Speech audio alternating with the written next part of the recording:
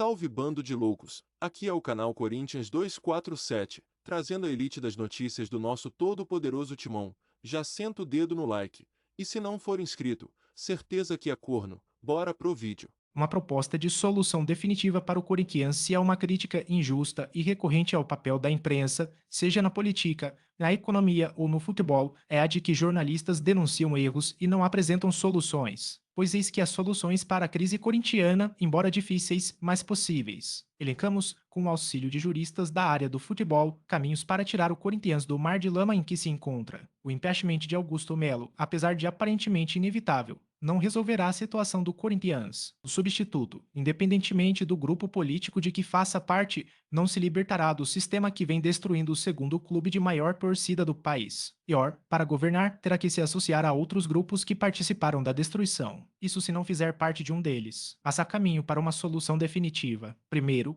associados e ou conselheiros do clube promovem uma ação judicial e requerem, liminarmente, intervenção judicial de natureza provisória na administração do clube. Sabe-se que, em matéria societária e associativa, o judiciário costuma adotar o princípio da intervenção mínima, que se justifica apenas em situações excepcionais. O caso do Corinthians, que passou a frequentar as notícias policiais, que passa por uma crise sem precedentes de credibilidade, que vem perdendo contratos e jogadores. As motivações, assim mesmo, no plural, justificam a excepcionalidade. Mais do que isso, seria uma providência salvadora. O interventor exerceria, durante a intervenção, a administração do clube. Ele poderia ser uma empresa acima de qualquer suspeita, como uma das chamadas Big Four, que são as 4 maiores auditorias do planeta, ou alguma gestora atuante no mercado financeiro. Portanto, a intervenção não se operaria em favor de um ou outro grupo político, ou de um ou outro candidato a salvador da pátria, mas do Corinthians. O interventor contrataria imediatamente um diretor de futebol externo,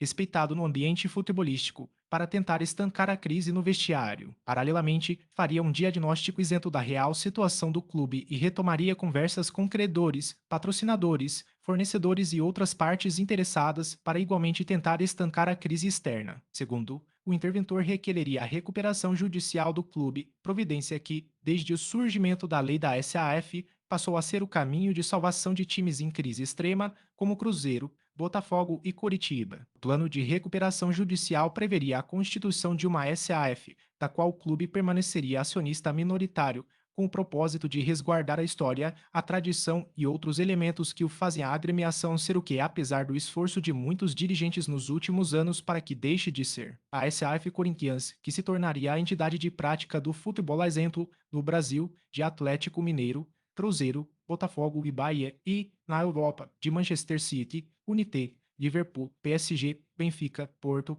Atlético de Madrid, Milan, Roma, Bayern e Borussia, seria responsável pelo planejamento, administração e financiamento do futebol e alimentaria o clube em recuperação judicial de recursos mediante pagamento de royalties, dividendos e outros para cumprimento do plano de recuperação. O plano também preveria que a SAF Corinthians deveria encontrar um acionista de referência com reputação ilibada para reorientar o futebol e torná-lo, novamente, viável e vencedor. Terceiro, com a estabilização da situação, a SAF Corinthians abriria seu capital e ofereceria ações prioritariamente a torcedores, sócio-torcedores e outras instituições ligadas ao Corinthians. A abertura de capital preservaria o acionista de referência, com credibilidade para locomover-se no intrincado ambiente do mercado financeiro e de capitais e, assim, viabilizar o acesso a recursos para desenvolvimento do futebol. Também seria instituído um modelo de governança que, ao mesmo tempo, impedisse a interferência do clube na SAF Corinthians e, por outro lado, oferecesse ao próprio clube os meios adequados para resguardar a história e a tradição